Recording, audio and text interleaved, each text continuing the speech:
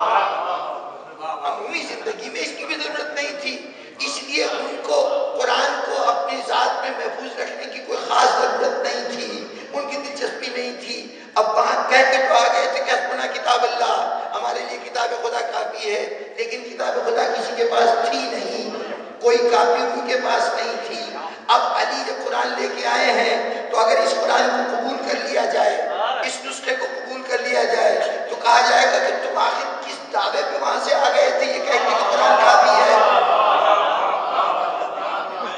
بھئی اہل بیت سے تمہارا تعلق نہیں، دین کے کسی اور معاملے سے تمہارا تعلق نہیں، کتاب خدا تم پہ نازل نہیں ہوئی۔ اب اگر جو واحد چیز جس کو تم نے اپنا سرمایہ قرار دیا تھا وہ بھی تمہارے پاس نہیں، علی دے رہے ہیں، تو تمہیں حق کیسے پہنچتا ہے کہ یہاں تخت پہ بیٹھو؟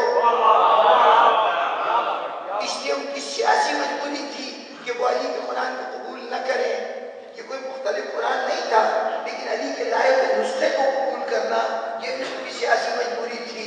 علی آئے اور چلے گئے، قرآن انہوں نے قبول نہیں کیا، لیکن علی جو پیغام دینا چاہتے تھے پیغام پہنچ گیا کہ اگر دعویٰ کرتے ہو قرآن کے رکھنے کا تو فکر کرو، اپنے لیے نسخہ تیار کرو، کچھ تو تمہارے پاس ہونا قرآن مجید کی صورت میں۔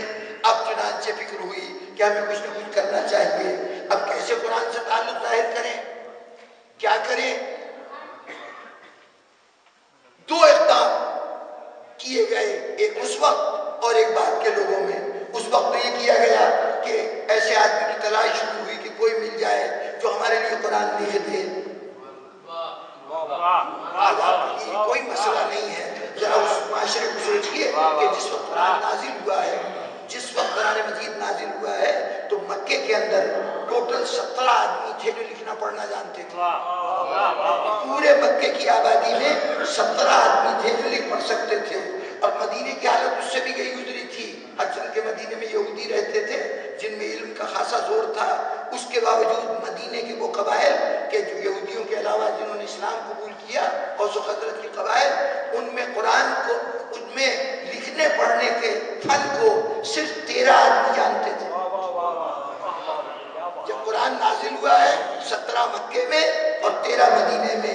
حوالے کے لیے ڈاکٹر محمد عبید اللہ کی کتاب ہے خطبات بھاولپور کے نام سے، یہاں بھاولپور کی یونیورسٹی میں، شرعی یونیورسٹی میں انہوں نے لیکچرز دیے تھے، اس میں سے پہلا خطبہ قرآن مجید پہ ہے، اس کے اندر انہوں نے یہ اعداد و شمار دیے ہیں، اور اپنے پاس سے نہیں دیے، بہت سی اور کتابوں کے اندر اس کا تذکرہ موجود ہے کہ 17 آدمی مدینے میں، 13 آدمی مکے میں، کل 30 آدمی یہ قرآن کو یہ لکھنا پڑھنا جانتے تھے۔ اسی عمومی جہالت کو دور کرنے کے لیے حضور نے یہ اہتمام کیا کہ جب جنگ بدر ختم ہوئی تو جنگ بدر میں کفار مکہ میں سے ایک دو نہیں بلکہ 70 آدمی گرفتار ہوئے تھے۔ ان کے لیے کہا گیا کہ یہ چونکہ انہوں نے جنگ لڑی تھی، مسلمانوں پہ جنگ مسلط کی تھی، اس لیے ہرجانے کے طور پر یہ عائد کیا گیا کہ اتنی رقم جمع کرائیں گے تو اس صورت میں ان کو رہائی مل جائے گی۔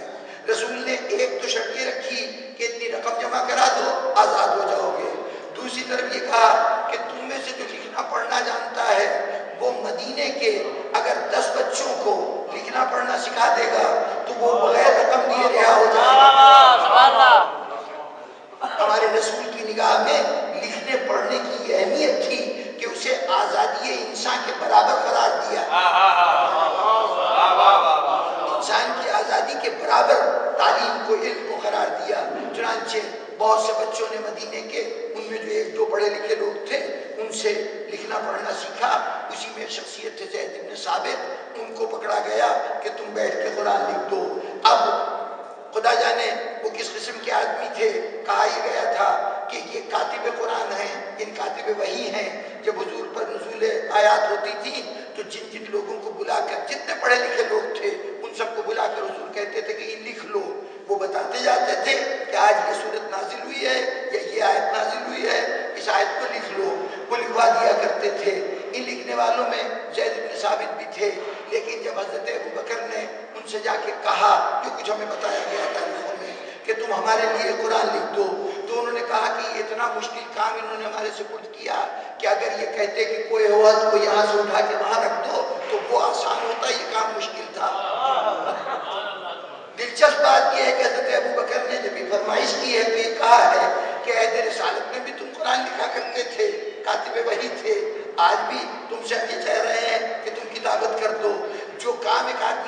رہے، یہ تو اس کا معمول ہے نا، اس کا فن ہے، اس کی صلاحیت ہے.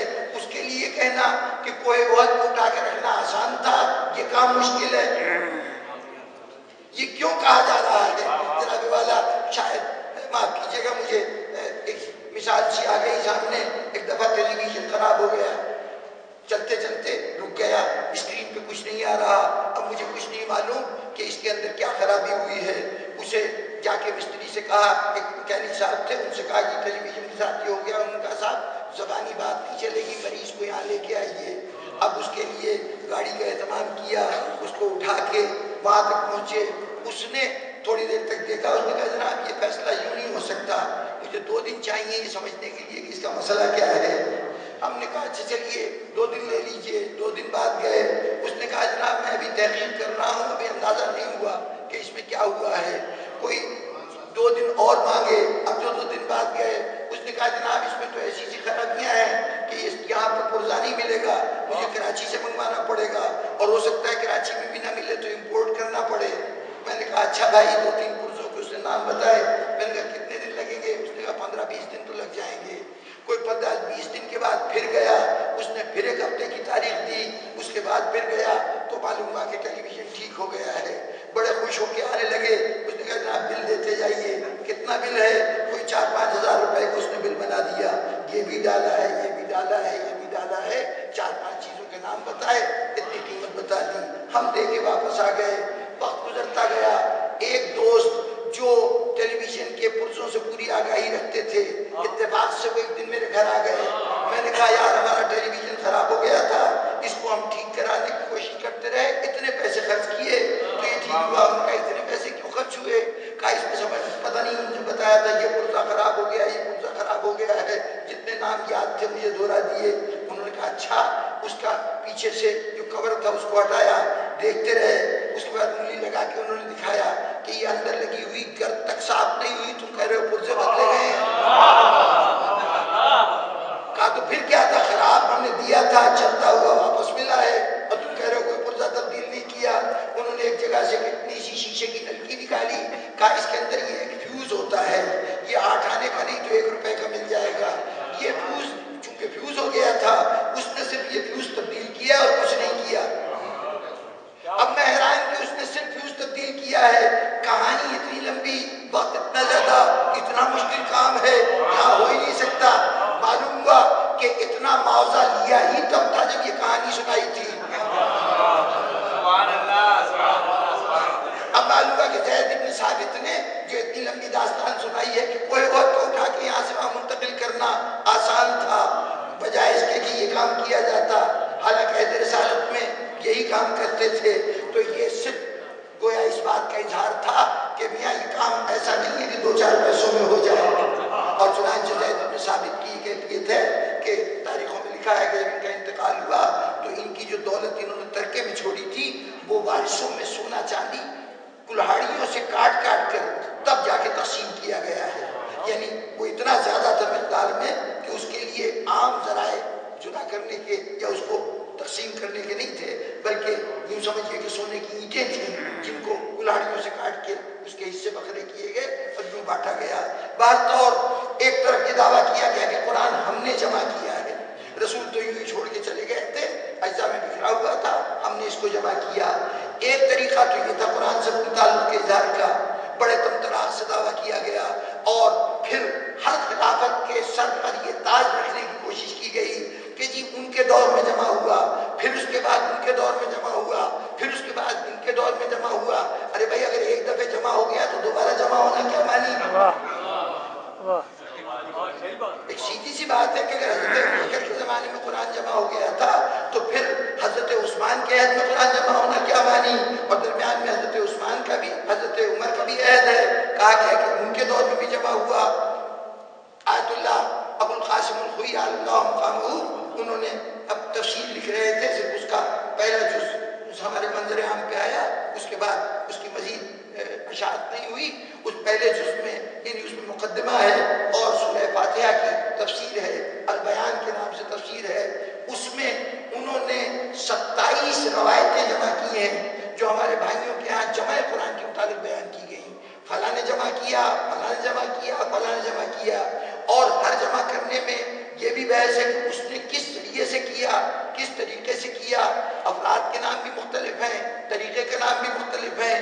ان 27 کی صورت یہ ہے کہ اگر ایک روایت کو بھی مان لیجئے تو 26 کو غلط مانیے۔ جو طریقہ جمع قرآن کا بیان کیا گیا، ایک کو مان لیجئے تو 26 کو غلط مانیے۔ بعض طور یہ دعویٰ رہا کہ ہم نے جمع کیا۔ دوسرا کام، جب وہ دور ختم ہو گیا، جمع کا شعر آپ کے ساتھ باندھ دیا، کہا یہ تو فلاں فلاں صحابی کا جمع کیا ہوا قرآن ہے، اور اس کا نام ہی صحف صحیفہ عثمانی رکھ دیا گیا کہ حضرت عثمان نے اس کو جمع کیا تھا۔ چلیے، آپ کا ایک دعویٰ تھا، اس سے آپ نے اپنا تعلق قرآن مجید سے قائم کر دیا، لیکن اس پہ اکتفا نہیں ہوئی۔ پہلے تو یہ کہا کہ قرآن کو ہم نے جمع کیا، اس کے بعد جب اس بات کا پوری طرح پروپیگنڈا ہو گیا، پوری دنیا اسلام میں اس بات کو رائج کر دیا گیا، تو اب کہنا شروع کیا گیا کہ ہمارے علاوہ اس قرآن سے دوسروں کا تو کوئی تعلق ہی نہیں۔ یہ جو شیعہ ہیں نا، یہ اس قرآن کو تحریف شدہ مانتے ہیں، یہ اس کو غلط مانتے ہیں، کہتے ہیں کہ اصلی قرآن 40 پاروں کا تھا، یہ 30 پاروں کا رہ گیا ہے، 10 پارے بکری کھا گئی، وغیرہ وغیرہ، نہ معلوم کیا کیا داستانیں منسوخ کی گئیں۔ اور پھر پہلے یہ کہتے رہے کہ شیعہ نہیں مانتے، اس کے بعد یہ کہنا شروع کر دیا گیا کہ شیعہ کافر ہیں اس لیے کہ قرآن کو نہیں مانتے۔ جی، یہ کہنا شروع کر دیا گیا۔ یعنی ایک قرآن سے تعلق قائم کرنے کے لیے ایک دعویٰ یہ کیا گیا کہ ہم ہی نے قرآن کو جمع کیا ہے، اور دوسرا دعویٰ یہ کیا کہ قرآن مجید کے یہ لوگ ماننے والے نہیں، اسے تو ہم مانتے ہیں۔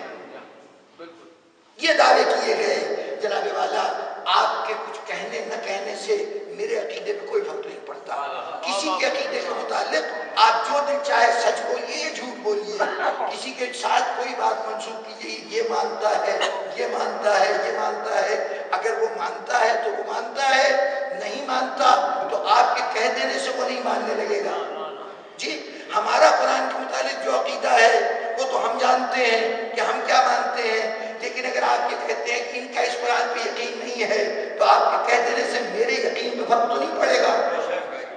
جی، مجھے کوئی نقصان نہیں ہوگا، لیکن آپ یہ سمجھ رہے تھے کہ اس طرح کہہ کے آپ کا قرآن سے تعلق ظاہر ہو جائے گا، لیکن معلوم یہ ہوا کہ جو آپ قرآن سے تعلق ظاہر کرنا چاہ رہے ہیں، آپ وہ نادان دوست ہیں کہ اس تعلق کو قائم کرنے کے چکر میں قرآن کی عزت و حیثیت کو خطرے میں ڈال رہے ہیں۔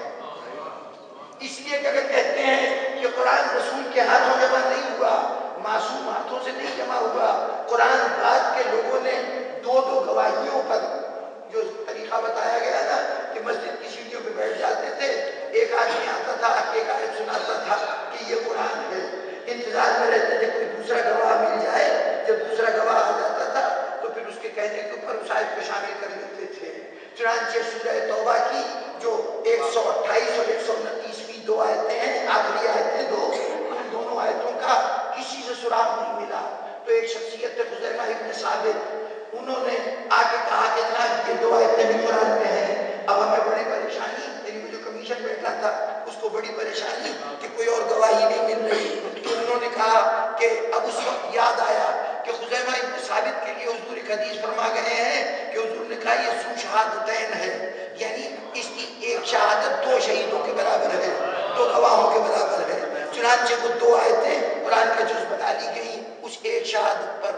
اب آپ نے کہنا شروع کیا قرآن شہادتوں پہ جمع ہوا۔ اب ٹیکنیکل بات ہے تھوڑی سی، لیکن چاہوں گا کہ توجہ اسی طرح سے رہے تو یہ بات سمجھ میں آ جائے۔ میں ذہنوں کو صاف کرنا چاہتا ہوں، خاص طور پر اپنے نوجوانوں کو بتانا چاہتا ہوں کہ ہمارا عقیدہ، ہمارا مسلک کیا ہے، وہ سنی سنائی باتوں پہ نہ جائیں۔ یاد رکھیے کہ اس قرآن کے محافظ آپ ہیں، اس لیے کہ یہ پیکیج ڈیل اللہ کے رسول سے آپ نے کی ہے۔ رسول نے کہا تھا دو چیزیں چھوڑ کے جا رہا ہوں، یہ دونوں جدا نہیں ہوں گے۔ آپ نے صرف اہل بیت کا دامن نہیں پکڑا ہے، قرآن کا دامن